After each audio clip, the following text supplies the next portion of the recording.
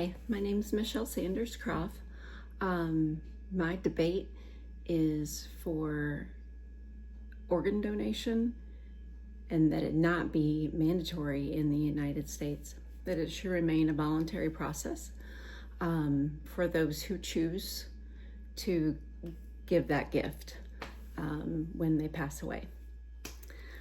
So last year, 2024, there were about 41,000 people who had organ transplants from deceased donors, people who volunteered to give their organs, and those transplants were successful.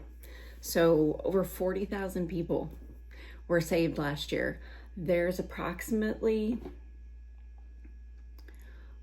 100,000 people who are on the waiting list. There's only about 59,000 of them right now who are what they call actively waiting, that they're able to receive the organ if someone comes up and that they're a match for them. So with that said, I mean, those are really good numbers. They can harvest the heart, the lungs, the liver, the kidneys, skin, tendons, bones, heart valves, veins. It really is an amazing process. But the process is built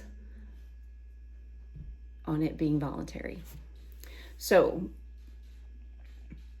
the first thing is the ethical part of it, bodily autonomy, informed consent. People have the right to choose and make those decisions about what they want to do with their body, even when they're already deceased. And they can do that by making informed consent. So the AMA Ethics Code Opinion 2.1.1 talks about conformed consent, and it's not just a formality.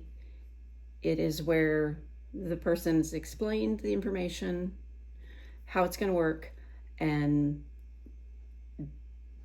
they are not coerced to do it. They are not pressured to do it. Nobody says you have to do it.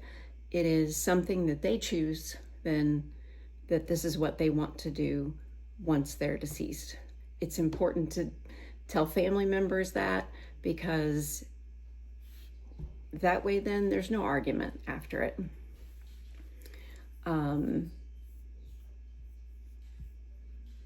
Once the consent's fully given, a lot of times it's done through registry, through driver's license, so it's marked on there. There's also a registry that's kept. Another debate on making it mandatory is, if the government steps in and makes it mandatory, then where does the line end? What else can they make mandatory? At what point do we lose all our freedoms? By having it protected to be voluntary, again, that puts it back on the person to give the choice. In 1968, the Uniform Anatomical Gift Act was a law that began in the United States for organ and tissue donation. It's gone through a couple revisions, but most of the states in the United States, they abide by that, and it's based on volunteering. The government had stepped in because there was a critical shortage, and to improve organ matching and placement process, they also passed the National Organ Transplant Act in 1984. The act established that the Organ Procurement and Transplantation Network would maintain a national registry for organ matching. And they still run it to this day. They are definitely a driving force to improve organ donations in the United States. They connect organ donors with the recipients who need them, with the hospitals, with the surgeons, with the transplant teams, it's all very legal. It's all very controlled, and it is done ahead of time. And by doing that, they've been able to get those 40,000 transplants that they had last year in order to save people's lives. Volunteering can be very effective. What makes it effective when people volunteer is the education. By putting the education out there for public awareness that donors are needed. There are 100,000 people on the transplant list in the United States, and donors are needed for them in order to save their lives. And through education, that is what's going to let people know. It's going to give them the opportunity then to know about it, sign the informed consent, and become a donor on the registry, which would make them available if something would happen to them. There's also the cultural and religious beliefs.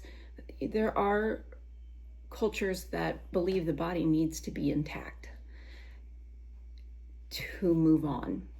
And without that body being intact, that's going to cause serious distress for their families and those that are left behind if organ donation is mandatory. A lot of cultural and religious beliefs, they will approve if the person wants to do it because of that bodily autonomy. And then my last point is that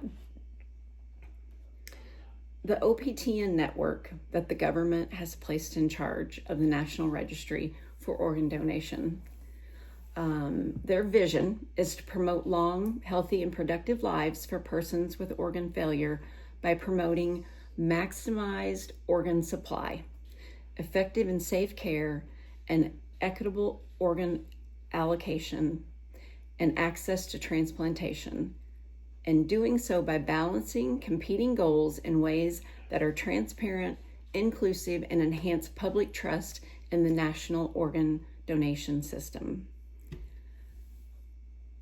And again, that falls back to education, people who understand organ donation, how it's done. The myth of the doctor is not going to try to save my life so they can get my organs will go away when people are educated that that is not how healthcare works, and it'll build that healthcare trust. So to end my argument against not making organ donation mandatory, organ donation is a powerful gift that humans can give to others to help them live longer lives. Mandatory organ donation will cross ethical boundaries and undermine the trust that we have and the freedom that we have. So, thank you.